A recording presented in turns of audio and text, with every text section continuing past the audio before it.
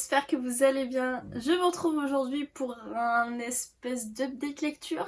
En fait, je n'ai pas fait d'update lecture depuis le mois de février et du coup, ça aurait été clairement beaucoup trop long de vous montrer toutes les lectures que j'ai faites. Pas forcément en termes de romans, bien que quand même, mais surtout en termes de BD. Du coup, aujourd'hui, je vous fais une première partie où je vous montre mes 5 meilleures lectures des 4 derniers mois en termes de romans. Et je vais vous faire une autre vidéo où je vous ferai mon top 10 de mes meilleures découvertes BD des 4 derniers mois aussi. Bon, il y a un top plus grand pour les BD tout simplement parce que j'ai plus de BD à vous présenter et parce que j'en ai lu énormément. J'ai fait beaucoup d'emprunts à la bibliothèque en avril, mai et juin. Et du coup, aujourd'hui je vous présente 5 romans, sachant que c'est mes meilleures lectures. Il y en a peut-être d'autres que j'aurais voulu vous présenter, mais quoi qu'il en soit, si vraiment vous avez envie d'avoir mes avis sur toutes mes lectures, je vous invite à aller sur Instagram, puisque là-bas je fais vraiment les updates de toutes mes lectures. Bref, du coup, on va y aller tout de suite. C'est pas par ordre de lecture parce que je ne sais plus en quel sens je les ai lus, donc c'est par ordre de comment ça me vient dans la main. La première lecture, c'est une suite de saga et c'est le tome 3 des McCoy de Alexiane Thiel, publié chez Hugo Boss, que j'ai adoré. Voilà, la saga des McCoy, je l'ai commencé l'année dernière et j'ai lu le tome 2 et 3, là il y a quelques mois. J'ai lu le tome 2 que j'aurais pu vous présenter aussi dans les 4 derniers mois là. Et j'ai lu ce tome 3. Dans cette saga, on est en Écosse en fait et on va suivre, alors dans le tome 1, si je peux vous parler du tome 1 du coup, on va suivre Phèdre et Caleb. Phèdre, elle arrive en Écosse pour ses études ou je ne sais plus trop pourquoi. Et au final, elle va se retrouver à devenir la pupille de Caleb McCoy sans le vouloir. Et en fait, elle va se retrouver plongée au milieu de l'univers des clans. On est vraiment, en fait, on est à notre époque, mais on a l'impression de ne pas du tout être à notre époque et d'être dans Outlander. Voilà, pour ceux qui connaissent la série Outlander, clairement on a l'impression d'être dans Outlander. Parce que voilà, il y a les clans qui sont toujours bien présents, les règles claniques aussi, le fait que les femmes n'ont pas le droit à la parole, enfin il y a vraiment plein de choses comme ça et du coup on va suivre l'histoire entre Phèdre et Caleb bien évidemment. Du coup dans le tome 1 et 2 on suit Phèdre et Caleb et dans ce tome 3 on suit un autre couple dont je ne vais pas vous dire les noms parce que j'ai pas envie de vous spoiler. Je vous mettrai le résumé dans la barre d'infos de ce tome 3 si vous voulez savoir, mais j'ai pas envie de vous dire les noms pour pas vous spoiler. Mais pour vous teaser un petit peu, ici on va être sur un Enemies to Lovers. On va être sur 2 personnes qui se retrouvent, qui ne se sont pas vues depuis des années et des années. Et la protagoniste féminine notamment a beaucoup de rancœur envers le garçon. Et du coup on va être aussi sur un slow burn. Mais alors un slow burn, vous avez jamais vu ça? C'est-à-dire que pendant tout le livre, on est en mode, bon, à un moment donné, il va y avoir un rapprochement ou pas là? C'est-à-dire que pour peu qu'il s'effleure la main, on est en mode, oulala, ça y est, ça y est. Voilà, pendant tout le livre, c'est ça. Et en même temps, à côté, en fait, ça fait suite du coup au tome 1 et 2. Et dans le tome 1 et 2, voilà, on va avoir, au-delà de l'histoire d'amour, des histoires de guerre de clans, etc. Et on va suivre la suite de ces histoires de guerre de clans ici. Donc on a quand même Phèdre et Caleb à côté, mais on suit plus particulièrement ces 2 personnages de ce roman-là. Et j'ai beaucoup aimé, vraiment, j'adore cette saga. Au-delà des histoires d'amour qui sont souvent assez lentes, assez longues, mais même l'histoire en soi est quand même assez lente. J'adore en fait l'univers qu'il y a autour, j'adore le fait qu'on soit en Écosse, j'adore le fait qu'il y ait les guerres de clans, qu'il y ait des jeux de pouvoir, de mensonges, de trahison, vraiment j'adore ça. Et ce tome 3, j'ai pas mis beaucoup de post-it, mais j'en ai mis quelques-uns quand même, ce qui prouve que j'ai aimé, parce que c'est rare que je mette des post-it.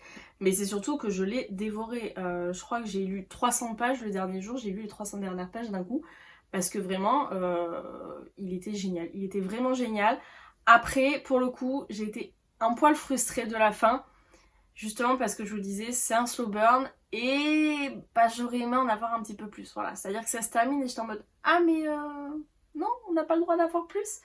Sachant que cette saga du coup n'est pas encore terminée, il y a le tome 4 qui est sorti et les tomes 5 et 6 qui sortent en septembre là je crois. Et le tome 4 n'est pas sur le même couple. Donc j'aurais pas forcément plus de ces deux là, même si je pense qu'on va les voir quand même. Donc j'étais un peu frustrée là-dessus, mais j'ai quand même hâte de continuer, même si le tome 4 est sur 2 personnages qui m'intéressent pas vraiment pour le moment, mais bon. je vais quand même continuer cette saga. Hein. Et alors je sais que les couvertures font un petit peu parler. Il y a ceux qui adorent et ceux qui détestent. Moi je fais clairement partie de ceux qui aiment beaucoup, et notamment celle-ci. J'ai une amie, c'est celle qui déteste le plus. Moi j'aime beaucoup cette couverture. Voilà, je ne saurais pas vous dire pourquoi, mais j'aime beaucoup cette couverture. Bref, on va passer au livre suivant parce que j'ai l'impression d'avoir passé 1000 ans sur les McCoy. Du coup, le livre suivant, c'est aussi un Hugo Poche et c'est Maybe It's Love de F. Viestier, que j'ai lu en lecture commune avec Alison aussi, avec qui j'ai lu le tome 3 des McCoy. Je vous mettrai son Instagram dans la barre d'infos, c'est les belles lectures. Et j'ai beaucoup aimé. Pourtant, je pense que vraiment c'était le moment qui a fait que j'ai aimé. Je suis persuadée que si je l'avais lu à un autre moment, ou pas en lecture commune, ou je ne sais pas, j'aurais peut-être moins aimé, ou peut-être pas, je n'en sais rien. Mais en fait je dis ça parce que juste avant j'ai lu le tome 2 de Briard Université, et j'ai eu beaucoup de mal avec le tome 2 de Briard parce que c'était très vulgaire, très cru, et en fait il y a quelques années j'ai lu Love Campus et j'avais adoré, mais c'était les premières romances que je lisais et à l'époque le langage ne me dérangeait pas. Et maintenant, j'ai lu d'autres romances beaucoup mieux écrites, entre guillemets, enfin surtout avec un langage moins cru et qui me plaisent davantage. Et du coup, j'avais été très déçue de Briard, voilà, par le langage, etc. Et je vous raconte tout ça, ça a un sens. Hein. Et je vous raconte tout ça parce que du coup, j'ai enchaîné après Briard avec Maybe It's Love. Et dans Maybe It's Love, clairement, on est sur beaucoup de scènes hautes, voilà, hein, clairement. On est sur deux personnages qui n'ont pas leur langue dans leur poche et qui parlent avec les mots qui leur viennent, hein, clairement. Notamment, comment elle s'appelle ? Notamment Claire, hein, qui dit tout ce qu'elle pense avec son langage à elle. Et du coup, ça aurait pu vraiment ne pas me plaire, mais je sais pas. Je trouve que ça allait vraiment bien avec les personnages. Je trouve que, en fait, contrairement à Briard, où je trouve qu'il y avait un décalage Je trouve qu'il y avait un décalage quand les personnages parlaient entre eux et quand ils parlaient entre eux pendant des scènes de sexe, alors que là, pas du tout. Et vraiment, j'ai beaucoup aimé cette histoire. Du coup, pour vous faire un résumé, ici on va suivre Claire et Danila. Danila, il est détective privé et il ne croit pas du tout en l'amour. Voilà, ça ne l'intéresse pas. En tout cas, ça ne l'intéresse plus parce qu'il a été déçu par le passé. Et on va suivre aussi Claire. Claire qui va aller en stage dans le bureau de Danila. Claire qui est beaucoup plus jeune, ils ont une différence d'âge, je sais plus, je crois qu'il y a une dizaine d'années de différence d'âge. Et Claire, je vous le disais tout à l'heure, mais Claire elle a pas la langue dans sa poche, elle dit tout ce qu'elle pense, quand ça lui chante, elle n'écoute qu'elle, clairement. Et du coup voilà, on va être sur une relation un petit peu interdite parce qu'ils ont une différence d'âge et que c'est sa stagiaire. On va être sur une relation aussi hyper piquante, ils sont toujours là à se lancer des piques. Et je vous le disais aussi, il y a beaucoup de scènes assez hautes, mais vraiment j'ai adoré ce roman. Pas pour les scènes hautes, aussi, on va pas se mentir, mais surtout parce que j'ai rigolé du début à la fin. Vraiment, que ce soit Claire et sa diarrhée verbale, ou les pics qui se lancent l'un à l'autre, ou même certaines scènes qui sont hyper cocasses, vraiment j'ai adoré. Juste pour ça, parce que c'était frais, j'ai rigolé et c'était trop bien. Ensuite on passe sur la Queen des Queens avec Lueur de l'Est de Brittany et Thierry, publié chez Hugo Roman aussi. Les deux prochains ne sont pas chez Hugo Roman, je tiens à le dire. Voilà, Lueur de l'Est qui est le tome 2 de la nouvelle série de Brittany et Thierry Compass. Je crois que je vous avais fait du coup mon dernier update c'était février, donc oui je vous avais parlé du tome 1 qui était Tempête du Sud, par lequel j'avais été assez déçue entre guillemets parce que ça me rappelait beaucoup trop deux autres livres de la même autrice et du coup je trouve ça dommage parce que j'avais l'impression de relire les mêmes histoires. Là ça n'a pas été le cas, j'ai adoré cette histoire. On va suivre Connor et Alia. Et Connor en fait on le rencontre dans Tempête du Sud mais on va le suivre ici quelques années plus tard. Coup de cœur sur Connor, mais vraiment, même pas coup de cœur, coup de foudre sur Connor, parce que vraiment dès les premières pages, j'étais en mode, mais c'est qui ce mec? Je le veux dans ma vie, vraiment. C'est le mec parfait, il est gentil, il est bienveillant, il est à l'écoute, il prend soin des autres, en même temps il est drôle, voilà, juste Connor, voilà. Je vous le disais ici, on va suivre Alia et Connor qui vont se rencontrer tous les deux lors d'une soirée déguisée pour Halloween. Et ils vont passer en fait la nuit ensemble. Ils vont passer une nuit exceptionnelle ensemble. Ils vont faire le tour de Je crois qu'ils sont à New York, hein, c'est ça? Oui. Ils vont faire le tour de New York, aller à leurs endroits préférés, etc. Et après cette nuit, eh ben, ils vont se séparer et ne plus se revoir pendant 2 ans. Ils vont se retrouver 2 ans après, puisque Alia doit interviewer Connor. Connor qui est devenu l'un des hommes les plus riches de New York. Et elle doit l'interviewer pour son travail. Et du coup ils vont se revoir et forcément bah, y a des sentiments qui vont apparaître, des sentiments qui étaient peut-être déjà là la première fois. Et bref, vraiment je vous le dis juste pour le personnage masculin, mais lisez ce livre, c'est une merveille. Voilà, vraiment. Connor se place clairement dans le top de mes book boyfriends favoris. Pourtant, vous le savez, j'ai des nouveaux book boyfriends à peu près à chaque lecture. Mais là, je l'ai adoré, c'était un coup de cœur. Et vraiment, je vous le conseille fois 1000 quoi. Après, c'est du Bretty et c'est Cherry, donc je vous le conseille forcément. On passe sur une lecture hyper fraîche que j'ai adorée. C'est Crazy Wild West de Anna Trice, publié chez Black Ink, qui pèse une tonne, voilà, comme tous les livres Black Ink. C'était le premier Anna Trice que je lisais.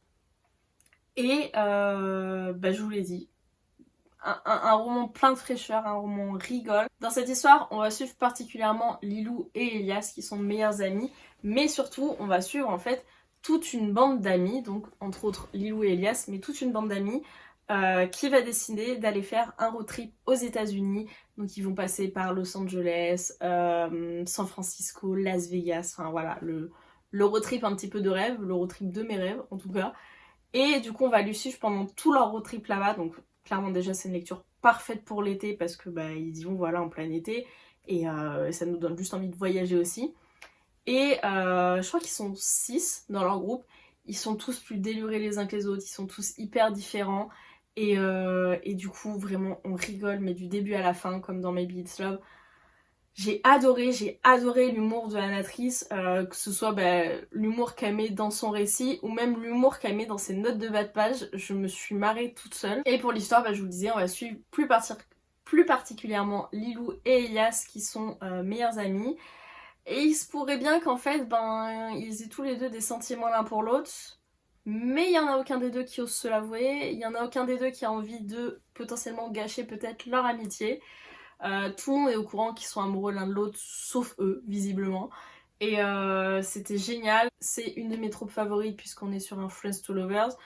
Et avec le côté États-Unis, road trip, bande de potes, vraiment c'était une super lecture. Je vous le recommande et bah, encore plus pour cet été si vous en avez l'occasion.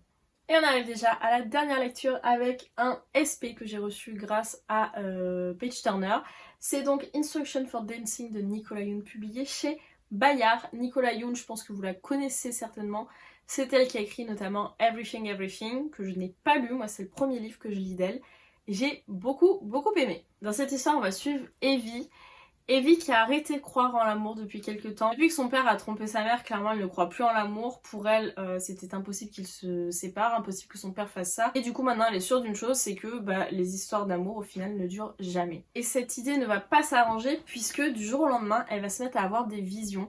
En fait, en voyant les couples s'embrasser autour d'elle, eh bien elle a des visions et elle voit le début de leur histoire d'amour, le milieu et la fin, inévitablement. Puisqu'à chaque fois, bah, les histoires d'amour qu'elle voit se terminent par des ruptures.